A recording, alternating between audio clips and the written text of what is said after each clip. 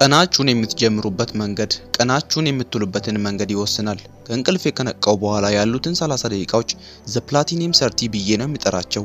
ምክንያቱም የምታሳልፉትን እያንዳንዱን ቅጽበትና ደቂቃ ዋጋ እንዲሁም ጥራት ላይ ተጽዕኖ ስለሚኖረው ነው።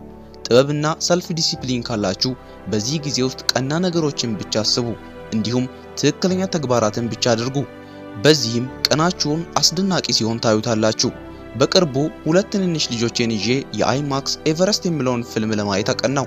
ከአስደናቂ ምስሎችና ትዕይንቶች እንዲሁም የሚያስደምሙ ታሪኮች ቢኖሩትም አንድ ነገር ግን በተለየ ሁኔታ የኔ አእምሮ ውስጥ ተቀርጾ ቀረ።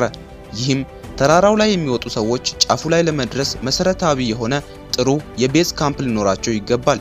ያለበለዚያ ጫፉ ላይ መውጣት እጅግ አደገኛና የማይሞከር ነው።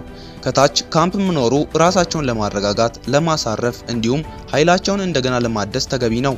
አንድ ጊዜ ወደ ካምፕ 2 ከደረሱ በኋላ ለጥቂት ሳምንታት ባትሪያቸውን ለመሙላት ወደ መሰረቱ ይመለሱ ነበር። በመቀጠልም ወደ ካምፕ 3 ከደረሱ በኋላ እንደገና ወደ ቤዝ ካምፕ ተመልሰው ለካምፕ 4 ይዘጋጃሉ። ካምፕ 4 ከደረሱ በኋላም ወደ ቤዝ ካምፕ ተመልሰው ለመጨረሻና ጫፉን ለመድረስ ለሚያግዛቸው ጉዞ ይዘጋጁ ነበር። በተመሳሳይ ሁኔታ ሁላችንም በህይወታችን ውስጥ በየቀኑ የሚያጋጥሙንን አደጋዎች አልፈን የዓላማችን ጫፍ ላይ ለመድረስ ተመልሰን ወደ ቤዝ ካምፓችን መሄድ ይኖርብናል። እርሱም ፕላቲኒየም 30 ብዬ የሚጠራው ነጥብ ነው። የህይወታችንን ተልእኮ እንደገና ለማግኘት፣ ራሳችንን እንደገና ለማደስ እንዲሁም ጠቃሚ ነገሮች ላይ ትኩረት ለማድረግ ወደዚያ መመለስ አለብን። በራስ የሚወት ቀኔን በደስታና በሰላም እንዲጀምር የሚያደርጉኝን ውጤታማ የጠዋት ልማዶችን አዳብሬያለሁ።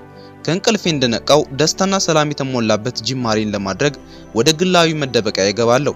ከዚያም ለራሴ በፈጠርኩትና መታደሴ በማይረበሽ ቦታ ሆኜ ልምምድ አደርጋለሁ። 15 ደቂቃውን የሚያሳልፈው በዝምታ ሲሆን ትኩረቴንም የሚያደርገው በህይወቴ ላሉኝ ጥሩ ነገሮችና ቀኑ ጥሩ ነገሮችን እንደሚያመጣልኝ በአእምሮዬ ምናብ በማየት ነው። በመቀጠልም የጥበብ መጻሕፍትን ለማንበብ አነሳለሁ። ለምሳሌ ሮማዊው ፈላስፋ ማርከስ ኦሪሌስ የጻፈውን ሜዲቴሽን፣ የቤንጃሚን ፍራንክሊን አውቶባዮግራፊ፣ በሄንሪ ዴቪድ ቶሪዮስ የተጻፈውን ዋልደን አነባለሁ።